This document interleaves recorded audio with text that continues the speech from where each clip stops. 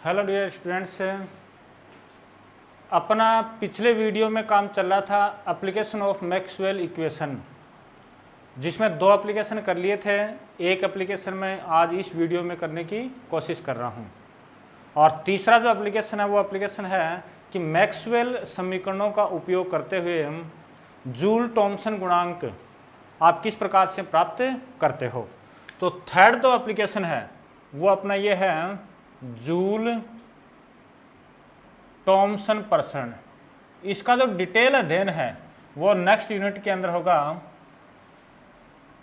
यहाँ पर अपन केवल मैक्सवेल इक्वेशन का एप्लीकेशन लेंगे इसके अंदर काम में।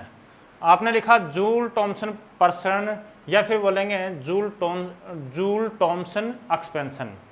जूल थॉमसन एक्सपेंशन के अंदर क्या करते हैं, अपन गैसों को उच्च दाब वाले क्षेत्र से किसी पोरस प्लग के द्वारा निम्न दाब वाले क्षेत्र की ओर प्रसारित करते हैं। ठीक बात ना। ऐसा करने पर गैसों के तापों में परिवर्तन होता है तथा इस प्रसरण के अंदर एंथैल्पी का मान हमेशा क्या रहता है, नियत रहता है। तो पहली जो लाइन लिखी वो क्या लिखी कि H का मान नियत रहता है। H का मान क्या रहता है, नियत रहता है। H का जो अपना जो सूत्र होता है वो होता है U प्लस PV। तो मैं ऐसे भी लिख सकता हूँ U प्लस PV का मान क्या होगा, नियत होगा। इसका अगर मैं परिवर्तन ले लेता हूँ, अवकलन कर देता हूँ, तो ये आ जाएगा DU प्लस U है भाई, ये PdV plus VdP equal to नियत का क्या हो जाएगा, 0 हो जाएगा। यहाँ पर एक ही लाइन बोली है कि इस प्रसरण के अंदर H का मान क्या होता है, नियत होता है। टोटल एनर्जी है वो क्या रहती है, गैस की नियत रहती है। ठीक बात ना। अपन लोग ये जानते हैं कि ये जो है ये बराबर होता है किसके, ऊष्मागतिकी के प्रथम और दूसरे नियम से इसकी जगह लिखा जा सकता है TdS प्लस VdP है ये अपना, VdP इक्वल टू 0। यह आपने समीकरण नंबर दे दी 1। ठीक बात ना। अब हम मान लिया कि एंट्रोपी S है वो फलन है T और P का। किसका फलन है, T और P का। या फिर मैं ऐसे बोल सकता हूं कि एंट्रोपी है वो T और P है वो क्या है, स्वतंत्र चर हैं, इंडिपेंडेंट वेरिएबल हैं। तो यहां से मैं क्या लिख सकता हूं, ds बराबर S का एक बार T के सापेक्ष करेंगे, रेस्पेक्ट में करेंगे, और एक बार P के रेस्पेक्ट में करेंगे। तो अपने पास प्राप्त हो जाएगा del S upon del T। इसमें कॉन्स्टेंट अपन किसको रखेंगे, P को। ठीक बात है ना। और डेल T का दोबारा करेंगे dt प्लस क्या लिखा जाएगा, del S upon del P, और कांस्टेंट कौन है यहाँ पर T, और यहाँ लिखेंगे dP। समीकरण 1 से आप ds का मान रख दो। समीकरण 1 से ds का मान रखने पर देखो आपके पास क्या प्राप्त होता है। यहाँ से ds बराबर क्या लिखूं, minus VdP upon T that equal to, ये सेम आ जाएगा लाइन, ये पूरी लाइन आ जाएगी अपनी। अब इस T को उस साइड में मल्टीप्लाई कर दूं तो ये आपके पास में प्राप्त हो जाएगा minus VdP equal to T del S upon del T, और कांस्टेंट कौन है, P है, और यहाँ लिखा dt plus T del S upon del P, constant यहाँ पर कौन है, T है, और ये लिखा dP लिखा। dP वाले टर्म को एक साइड में कर लेता हूँ, इसका पक्षांतर इधर करूँगा। इन दोनों में से क्या आ जाएगा, dP कॉमन आ जाएगा। तो देखो कॉमन कैसे क्या निकालते हैं, तो ये आ जाएगा अपना, पहले स्टेप लिख दूँ तो ये लिखा गया T और del S upon del P del T, del S upon del T, और कांस्टेंट कौन है, P, और ये लिखा dt। पहली स्टेप लिखी, इन दोनों को एक साथ लिखूंगा तो ये आ जाएगा plus T del S upon del P, और कांस्टेंट कौन है, P, और यहाँ लिखा dP, तो कॉमन निकाल रहा हूँ, प्लस V, और ये dP क्या कर दिया, कॉमन बराबर 0। मेरे हिसाब से यहाँ तक आपकी ये बात मैथमेटिक्स समझ में आ गई। दो ही काम किया है, जूल थॉमसन प्रसरण के लिए H इक्वल टू कॉन्स्टेंट, और दूसरा लिया कि S is a function of T and P। ठीक बात है ना। अब इसको इक्वेशन नंबर मैंने दे दिया 2, इसके बाद में अपन जानते हैं मैक्सवेल के चतुर्थ समीकरण से, मैक्सवेल के चतुर्थ समीकरण से। अब दोबारा वही बात आ गई कि चतुर्थ समीकरण याद हो तो याद करने के लिए वही है टी वी एस और टी पी एस। तो चौथा यहाँ से शुरू होगा और फोर्थ वाले पे जाएगा, ठीक बात है ना। तो देखो किस प्रकार से क्या लिखूं, तो यह आ जाएगा आपका del S upon del P बराबर क्या लिखूं, del V upon del T. अगर आपने याद कर रखा है तो वहाँ से आपके याद हो गया होगा, आधा मैंने लिखा नहीं है जानबूझ के। यहाँ पर कांस्टेंट कौन होगा आपका टी, और यहाँ पर कांस्टेंट कौन होगा आपका पी। मैंने बताया था टी और वी साथ नहीं है तो माइनस। फिर देखो अपन लोग जानते हैं स्थिर दाब पर विशिष्ट ऊष्मा, ठीक बात है।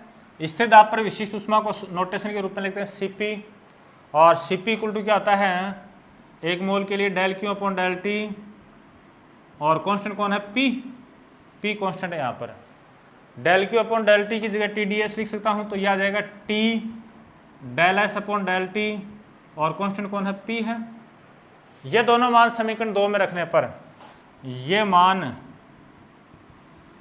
समीकरण 2 में रखने पर देखो आपको क्या प्राप्त होता है, यहां से प्राप्त हो जाएगा सीपी डी टी प्राप्त हो गया। फिर यहां से प्राप्त हो जाएगा v, पहले लिख रहा हूं v, और इसकी जगह क्या आ गया आपका minus T del V upon del T, और कांस्टेंट यहाँ पर कौन है p है, और इस साइड में लिखा आपने dp दैट इक्वल टू 0। मेरे साथ समझाएगा v की जगह v और t की जगह t, del S upon del p की जगह पे क्या लिखा, del S upon del p equal to minus del V upon del T constant p, ये लिखा अपन ने। इसका अगर मैं पक्षांतन कर दूं उस साइड में, पक्षांतन करेंगे तो देखो यहाँ जैसे मैंने लिखा बराबर, और यहाँ अपना क्या आ जाएगा माइनस, आएगा नहीं आएगा, ठीक बात है। इसके बाद में देखो अपना जूल थॉमसन जो गुणांक है, कोफिशिएंट है, वो होता है म्यू एच, और म्यू एच लिखा जाता है del T upon del P, और कांस्टेंट कौन है यहाँ पर एच, एंथैल्पी, शुरुआत में बात बोल दी है। यहाँ से आप थोड़ा गौर करो, del T upon del P लिखोगे तो सीपी इधर चला जाएगा, 1 अपॉन सीपी ये लिखा। फिर बाद में माइनस को अंदर लेके जाऊंगा तो T del V upon del T, और कांस्टेंट पी माइनस वी, ये आपके फाइंड आउट हो गया, और ये आपका क्या है जूल थॉमसन गुणांक है, ठीक बात है ना। यहाँ पर मैक्सवेल की कौन सी इक्वेशन काम में ली है, चतुर्थ इक्वेशन काम में ली है। ये कहाँ से आएगा, ये अपन डेफिनेशन से जानते हैं, ठीक है ना। फिर बाद में ये तो आपको पता होना चाहिए कि जूल थॉमसन कोफिशिएंट क्या होता है, तो आपने याद किया del T upon del P. Del T upon del P का मान कहाँ से प्राप्त हुआ, यहाँ से प्राप्त हुआ है। ये लिखो D T upon D P आएगा, ये इधर जाएगा, माइनस अंदर लेके चला गया, ये आपने फाइंड आउट कर लिया। तो इस प्रकार से देखो आपका जो म्यू एच है आपने क्या प्राप्त किया, ये आप याद रखो, और ये आपने प्राप्त कर लिया mu H equal to del T upon del P constant H that equal to 1 upon C P, और ये आ गया T del V upon del T, constant कौन है पी, और माइनस वी प्राप्त कर लिया। अब अपने पास 2 केस बनते हैं, एक आदर्श गैस का कितना होगा, और एक जो परफेक्ट गैसें हैं या वांडरवाल गैसें हैं उनके लिए कितना होगा म्यू एच का मान। तो इसमें केस नंबर फर्स्ट की बात करता हूँ, कौन सी गैसों के लिए, आइडियल गैसों के लिए। आइडियल गैसों का अवस्था समीकरण 1 मोल के लिए क्या होता है, पीवी बराबर क्या होता है आर टी, अपन जानते हैं।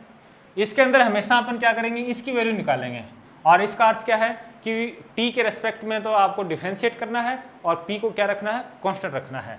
तो यहाँ क्या करूँ, डिफ्रेंशिएट विद रेस्पेक्ट टू, किसके रेस्पेक्ट में, T at constant P, P को क्या रखना है आपको, कांस्टेंट रखना है।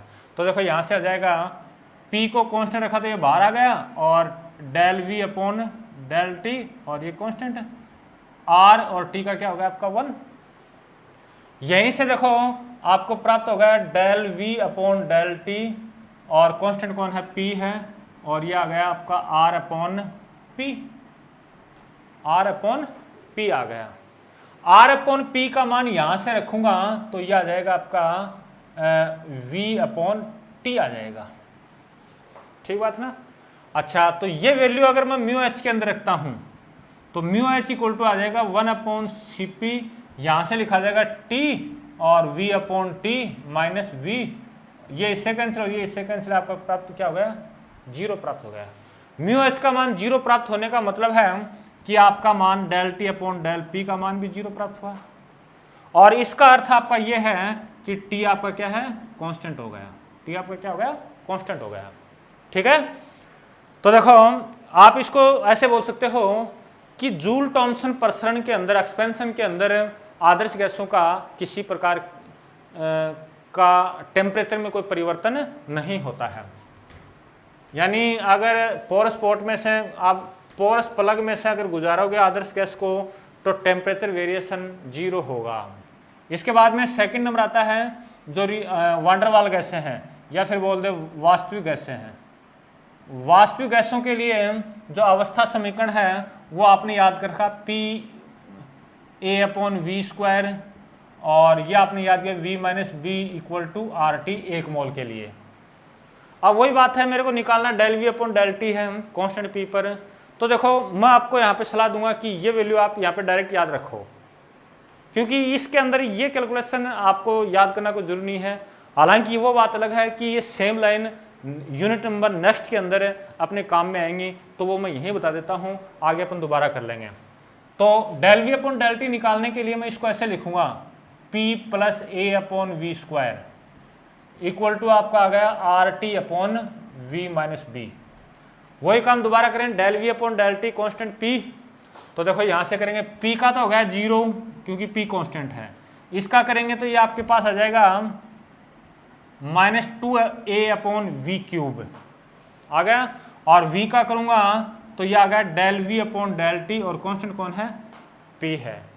सेम इस साइड में करेंगे t का आ जाएगा 1, तो 1 करते v minus B, r constant है ही, v माइनस बी का अपॉन में करेंगे तो ये आपके पास में आ जाएगा minus R T upon V minus B का होल स्क्वायर, और del V upon del T, और कांस्टेंट कौन है, p कांस्टेंट है। Del V upon del T को एक साइड में कर लेता हूं तो ये मेरे पास ये आ गया, देखो वहां से R T upon V minus B का होल स्क्वायर और -2a अपॉन वी क्यूब, और बाहर कॉमन क्या निकाला है, del V upon del T, और कांस्टेंट कौन है, p, और दैट इक्वल टू क्या है, r और v माइनस बी। मेरे हिसाब से समझ आ गया होगा, ये दोनों एक साथ किए हैं और कुछ नहीं किया, और del V upon del T को कॉमन निकाला है, ठीक है। इसके बाद में अपना आर टी अपॉन ये बाहर निकाल रहा हूँ, तो ये बाहर निकालेंगे तो आ जाएगा R T upon V minus B का whole square 1 minus 2a V minus B का whole square upon V cube R T, और del V upon del T constant p है तो r upon V minus B. अब आपको साफ साफ दिख रहा होगा हम कि इस r से r कैंसिल, और इस v माइनस बी से एक v माइनस बी कैंसिल, ठीक बात है।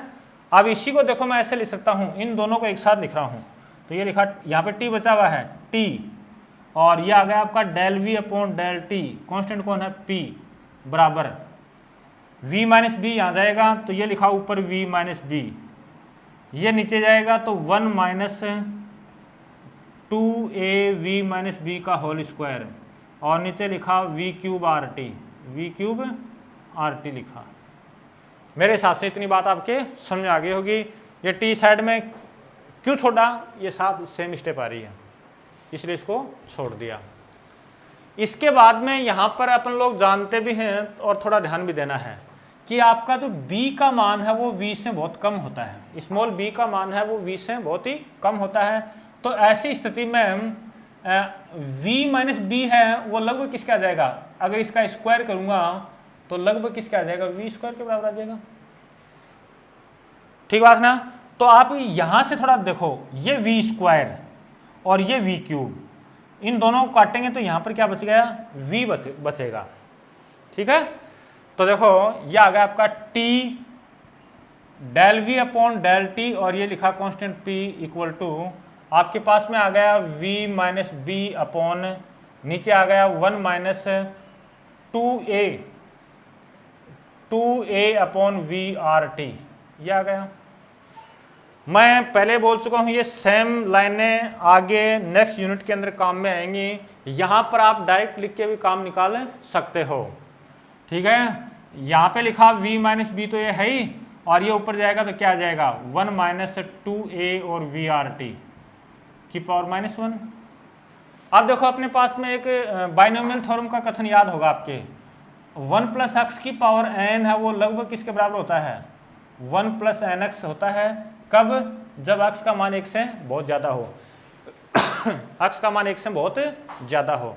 तो 2a upon V R T, ये मान 1 से थोड़ा उल्टा होगा, x का मान 1 से बहुत कम हो, 1 से बहुत कम हो।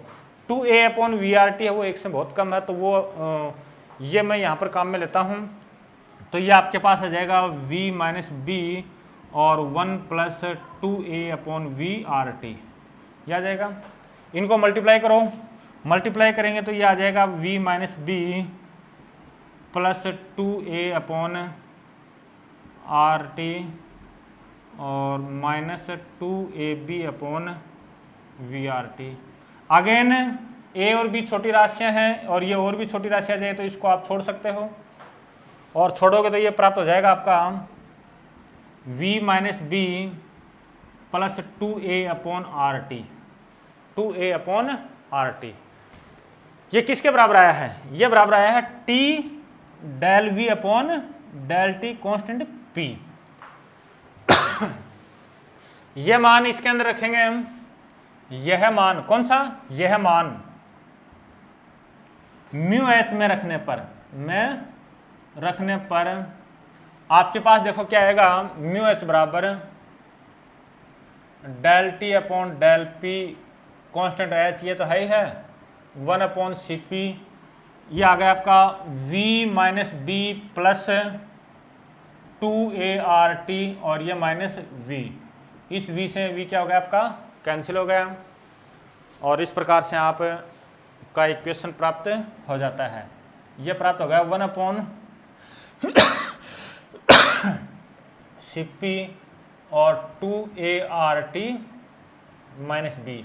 ये अपन को डायरेक्ट भी याद रखना है, अपन को डायरेक्ट भी याद रखना है। अब देखो दोबारा दो तीन एक केस बनते हैं। केस नंबर फर्स्ट केस के अंदर अगर आपका 2a अपॉन आर टी की वैल्यू है वो ग्रेटर देन b है, अगर ये ग्रेटर देन b है तो इसका अर्थ है कि आपका म्यू एच है वो पॉजिटिव आएगा, म्यू एच बराबर del T upon del P है वो आपका क्या आएगा, पॉजिटिव आएगा। और इसका अर्थ क्या है, अगर आप dp का मान नेगेटिव करते हो, dp का मान नेगेटिव यानी दाब में कमी करते हो, तो आपका dt का मान भी क्या हो जाएगा, नेगेटिव आ जाएगा। यानी p कम करने पर टेम्परेचर भी क्या होगा, कम होगा। इस प्रकार से गैस का टेम्परेचर कम होना यानी शीतलन होता है। इस प्रकार की गैसों के लिए गैसों का दाब कम करने पर शीतलन होता है। Case number